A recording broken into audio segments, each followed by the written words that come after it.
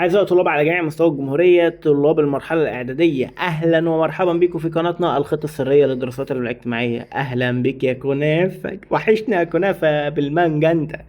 طيب زي ما وعدتوك يا ولاد إن إحنا هنحل التلات كتب. خلصنا حل كتاب الامتحان، خلصنا حل كتاب الأضواء يا ولاد على كل درس.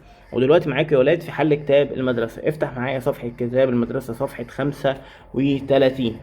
طيب بنحل إن إحنا كل المصادر يا ولاد. بيقول لك أولى الحضارات التي ظهرت في بلاد العراق القديم. تعال نفصص السؤال. في بلاد العراق يا ولاد قامت فيها كم حضارة؟ 4 حضارات. أول واحدة السومرية، تاني واحدة الأكادية، تالت واحدة يا ولاد البابلية، رابع واحدة شين شين أشوريين. شين شين في الشمال هم الأشرار، يبقى أي الحضارة الأشورية. تعال بقى، بيقول لك اللي ظهرت في بلاد العراق القديم هي أولى الحضارات، يعني رقم واحد. يبقى الحضارة إيه يا ولاد؟ الحضارة السومرية. شاطرين. طيب يلا نكمل. طيب بيقول لك اول قانون مدون في بلاد العراق القديم. اول قانون مين اللي حطه؟ الملك مين يا ولاد؟ الملك اور نمو.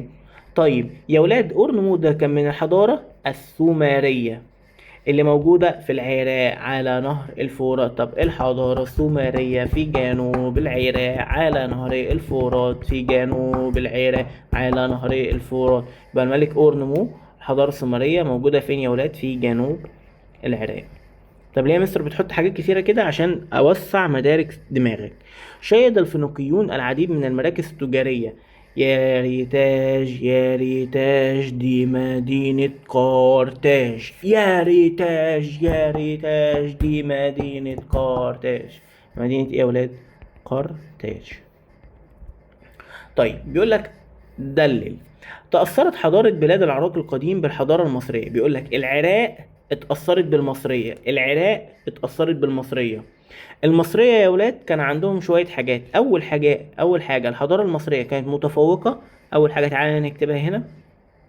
كانوا متفوقين في صناعة إيه يا ولاد؟ الخزف وزخارفه اللي هي معمولة من الطوب الطيني. طيب تاني حاجة يا ولاد بقى، بناء ايه يا ولاد؟ خدوا منهم الذكورات اللي هي معمولة على شكل هرم مدرج. يبقى تاني يا ولاد الذكورات. ده العراق اللي خدت من مصر. رقم 3، خدوا منهم يا ولاد تعدد المعبودات. وايه تاني يا ولاد؟ والبعث والخلود. يا خلود يا خلود. طيب برع سكان بلاد العراق في علم الفلك. ايه دليلك ان سكان بلاد العراق برعوا في علم الفلك يا ولاد؟ دليل على كده يا مستر ان هم بدأوا يرصدوا حركة الكواكب والنجوم. حاجتين، اول حاجة رصدوا حركة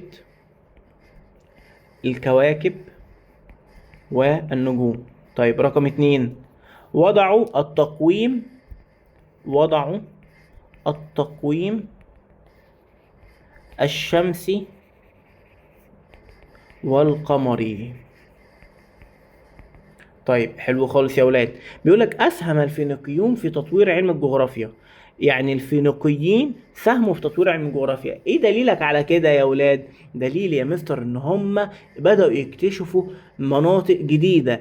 طيب بدأوا يكتشفوا مناطق جديدة ليه؟ بسبب رحلاتهم البحرية. يبقى دليل يا مستر ان رحلاتهم البحرية ايه يا ولاد؟ أدت إلى ايه؟ اكتشاف مناطق جديدة. شطور. صدقني لو انت حليت كتاب الامتحان، حليت كتاب الأضواء، حليت كتاب المدرسة، صدقني انت الدرس خلص بالنسبة لك. أي سؤال هتعرف تحله. طيب تعددت الأنشطة الاقتصادية في فينيقيا. قال لك في فينيقيا كان عندهم أنشطة اقتصادية. لما اتكلم عن الأنشطة الاقتصادية يا ولاد هتكلم عن 3 حاجات. هتكلم عن الزراعة، هتكلم عن الصناعة، هتكلم عن التجارة. طيب في الزراعة يا أولاد عملوا حاجتين. زرعوا في المناطق الساحلية عنب تين والزيتون، ويحولوا سفوح جبال إلى مصاطب زراعية. في التجارة عملوا إيه؟ التجارة البحرية في البحر المتوسط. في الصناعة كانوا مشهورين بصناعة الأصباغ اللي خرجوها من الكائنات البحرية. طيب بما تفسر اهتمام سكان بلاد العراق القديم ببناء الذكورات. ليه بلاد العراق قال لك يا مستر اصلا الذكورات دي كان ليها 3 اهميات. اول اهميه يا ولاد اقامه الشعائر الدينيه. طيب رقم 2 مكان يتوج فيه الملك. شطور شطور يا صغنطوط، شطور شطور يا صغنطوط. طب تالت حاجة يا ولاد مكان لتلقي العلم. لو كنت ممكن اجي الخبطك لو انت بتاخد عندي هقول لك كده حاليا في عام 2025 2026 2027 2028 الطالب يأخذ دروسه في السنتر، يتلقى العلم في السنتر. طيب زمان في الحضارة يا ولاد بلاد العراق كان بيتلقى العلم فين؟ في الذكورات. طيب لو مش فاهم اكتب لي في الكومنتات. طيب نهاية حضارة الفينيقية بما تفسر ليه؟ قال لك يا مستر الحضارة الفينيقية موجودة في الشام والعراق كمان في الشام الاتنين، لا والعراق كانت موجودة فوقيها، فالاتنين يا ولاد استولى عليهم مين؟ الفرس. استولوا على مين؟ على العراق والشام في حوالي القرن السادس قبل الميلاد. طيب اهميه الابجديه الفينيقيه هقول له كده ان هي كانت مهمه قوي لانها بدات انتقلت الى الاغريق اللي هم اليونان يا ولاد، وبعد كده بدات تنتشر فين؟ في اوروبا لتصبح الاساس الابجديه الحديثه. حد يقول لي هي مكونه من كام حرف؟ 22 حرف. طيب حلو خالص خالص خالص. تعالى هنا بيقول لك حضاره بلاد العراق، هنعمل بقى مقارنه جميله. بيقول لك نظام الحكم في حضارات بلاد العراق القديم وحضاره فينيقيا. كان يا مستر هنا نظام الحكم ملكي وراثي. طب هناك برضو كانت ايه يا ولاد؟ كان يحكمها بين بالوراثة، برضو نظام ملكي وراثي. طيب حلو خالص. طيب في الزراعة في العراق القديم يا ولاد قال لك الزراعة كانت من اشهر الحاجات اللي مزروعة في الزراعة هناك يا ولاد. ايه هي مثلا المحاصيل الزراعية؟ بدأوا يزرعوا قمح شعير والنخيل. قمح شعير ونخيل.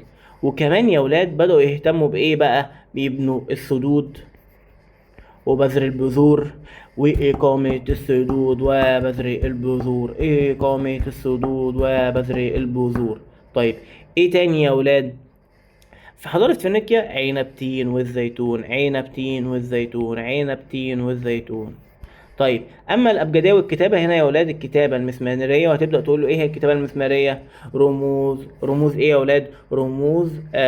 رموز تشبه رؤوس المسامير تكتب على الواح من الطين. طب الكتابه المسماريه ساعدتني على ايه يا مستر؟ تدوين الاحداث ونقلها عبر الاجيال القادمه، وتركوا لنا ارث ادبي من قصص وشعر واساطير، قصص وشعر واساطير، قصص وشعر واساطير. اما الحضاره الفينيقيه يا مستر قال لك ابتكر الفينيقيون الحضاره من 22 حرف. طيب ثم انتقلت الى الاغريق ثم الى اوروبا ثم اصبحت هي اساس الابجديه ايه؟ الحديثه. طيب في العماره والفنون يا ولاد هنا في العماره في حضاره بلاد العراق في العماره الذكورات. اما في الفنون عندك فن النحت. نحت ايه يا ولاد؟ التمثال السور المجنح.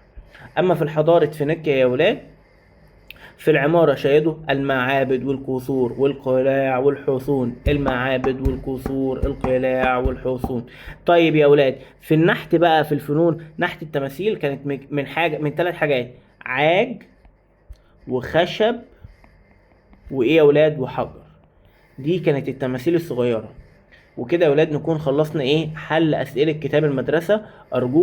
ارجوك ركز، انا بوعدك ان انا بنزل لك كل اسبوع هفضل مستمر معاك ان انا انزل لك شرح كامل للمنهج، حل اسئله كتاب الامتحان، حل اسئله كتاب الاضواء، حل اسئله كتاب المدرسه. اذا انا بشرح كويس جدا، شرح مستفيض، بحل معاك 3 كتب.